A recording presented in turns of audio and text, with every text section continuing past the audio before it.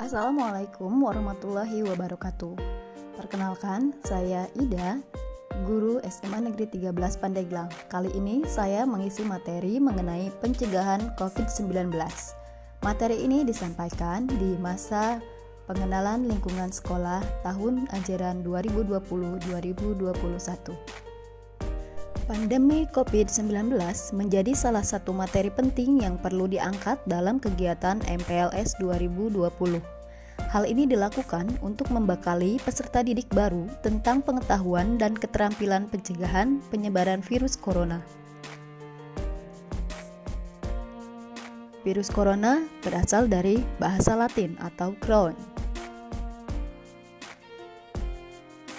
Penyakit ini mengakibatkan infeksi pada sistem pernapasan manusia. Pertama kali muncul di kota Wuhan, Provinsi Hubei, Tiongkok pada pertengahan Desember 2019. COVID-19 juga dikenal sebagai coronavirus Wuhan atau virus pneumonia pasar makanan laut Wuhan. Infeksi COVID-19 terjadi di jaringan dan saluran paru-paru yang menyebabkan peradangan di paru-paru dan saluran pernapasan hingga membuat pernapasan menjadi sulit, lalu berkembang menjadi pneumonia dan bronkitis.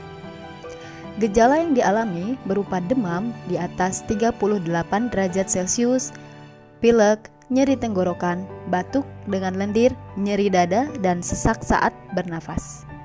Parahnya, COVID-19 bisa menimbulkan komplikasi serius berupa sindrom pernapasan akut, gagal ginjal, bahkan kematian. Virus ini menyebar melalui percikan air liur penderita dari batuk dan bersin dengan menyentuh tangan atau wajah penderita, menyentuh mata, hidung, atau mulut setelah memegang barang yang terkena percikan air liur penderita. Penelitian pendahuluan menunjukkan bahwa virus dapat tetap hidup pada plastik dan baja hingga 3 hari, tetapi tidak bertahan hidup di atas karton selama lebih dari 1 hari atau pada tembaga selama lebih dari 4 jam. Obat untuk COVID-19 dinyatakan belum ada, sehingga perawatan difokuskan pada pengurangan gejala, misalnya memberikan obat pereda demam dan nyeri, perlakuan mandi dengan air hangat, istirahat yang cukup dan tidak keluar rumah, dan banyak minum air putih.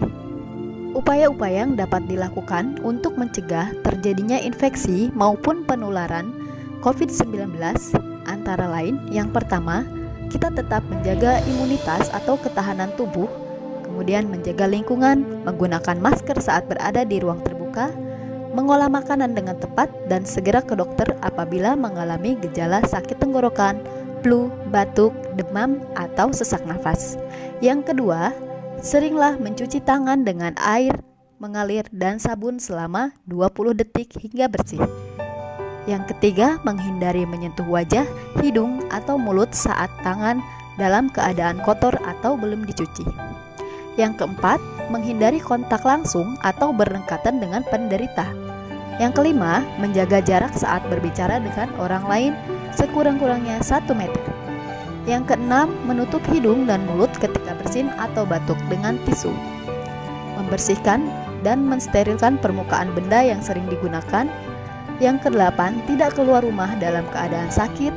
Yang kesembilan, menghindari menyentuh hewan atau unggas liar yang terbukti tertular virus corona. Dan yang ke-10, menghindari makan daging yang tidak masak hingga matang.